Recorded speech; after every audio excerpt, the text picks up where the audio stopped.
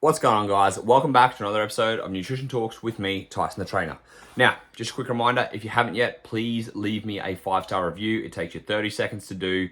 That rhymed. It'll be really quick. Just help me help other people. I'm always happy to give away free advice, but I would just like you to help me reach more people by giving it a quick review.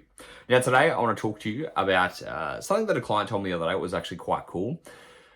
He was someone that said he thinks he's undereating, I should say, sorry. He was like, I need to get back on the ball. I haven't been eating properly. I definitely have been undereating. I know, and I just feel like my metabolism's shot, so we just need to get back into the swing of things. I was like, yeah, dude, for sure, cool. So I gave him his calorie target, gave him some parameters that he wants to go for his food, some veggies and protein. And then after a week of him tracking again, he came back to me, he goes, dude, you know what the best thing about tracking's been for me? And I was like, what's that? He's like, bringing awareness to how much I was snacking and grazing throughout the day. He goes, I thought I wasn't eating a lot of food because I wasn't having proper meals, but I realized that I was just grazing all the time. Handfuls of this there, little bits of this bit, drinking this. And he's like, all these things that I actually started tracking were adding up, and I realized how many calories I was actually having, and I was having more calories than what you've given me.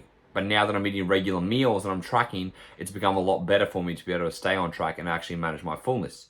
So this is the cool thing, bringing self-awareness to knowing how much you're actually eating. Because a lot of people will tell you, I'm only eating this amount of calories, but they forget about every lick, every nibble, every suck, everything. All these little things add up and they do contain calories.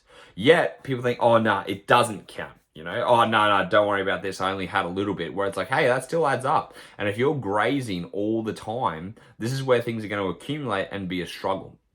This is why I do like tracking for one perspective, is because it helps people bring awareness to what they're actually eating, and it helps you pay attention to where you may be grazing. Again, if you're like, oh, fuck, I realize at 3 p.m. every day I'm going for the snack jar and I'm having 3 or 4, whatever it is, biscuits, Tim Tams, whatever it is, I'm not counting that. And I was like, that's 400 calories right there, and that's the difference between a deficit and a maintenance. So things like this do help bring awareness. And funnily enough, I actually had to pay attention to this myself, because since working in a meal prep company, when we're in the kitchen cooking, we're tasting things all the time. And I was like, actually, this is adding up to a fair bit of calories, For me, I'm like, okay, because I'm going to be tasting food to make sure obviously it tastes good before we portion it out, I have now just automatically said this is going to be 500 calories towards tasting food. Some days it might be a little bit more, some days it might be a little bit less, but I'm not going to obviously weigh and measure out every little thing while I'm tasting it. I can't. So instead I just think, okay, this is going to be a little bit of a guesstimate. So just by that in itself, and me paying attention of my daily habits, realizing that 2-3 days of the week, I'm actually going to have to factor in 500 calories worth of food because I'm just going to be tasting it. That means that if I was struggling and I didn't have that awareness of what's going on, I'd be quite confused or quite frustrated that I'm not seeing results, when at the end of the day, it just came down to these little things that I wasn't paying attention to. So again, this is why tracking is not a thing you have to obsess with or do for the rest of your life.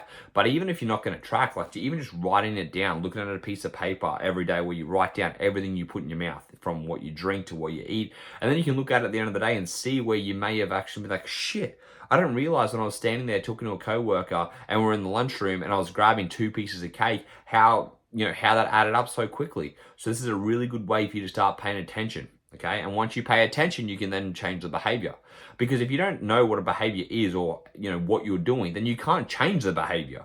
So the most important thing firstly is awareness. And to build awareness just requires you to start, again, paying attention to what you're doing on a daily basis. And this could be simple as tracking food, like I've said, or again, even just writing it down on a notepad or in your notes app or something where you can start to pay attention. So I'm telling you guys, for those of you that don't track or haven't been tracking, or again, you feel like you have been tracking, but you may not be writing down every little thing, try and give yourself a week where you're really paying attention to every little thing you put in your mouth, from what you drink to what you eat, to the little snacks, to the kids' food, everything. Take note so you can actually see that if there's indiscrepancies of what you may be tracking, if you are tracking, and what you're not tracking, and where that discrepancy could be, because that could be the difference between a deficit and maintenance. So that's just a simple tip for today, guys. I hope it was helpful. As always, if you enjoyed this, make sure you give it a share on Instagram. Make sure you tag me, because I'm always loving to see that you guys are listening. And until next time, my friends, I'll speak to you then.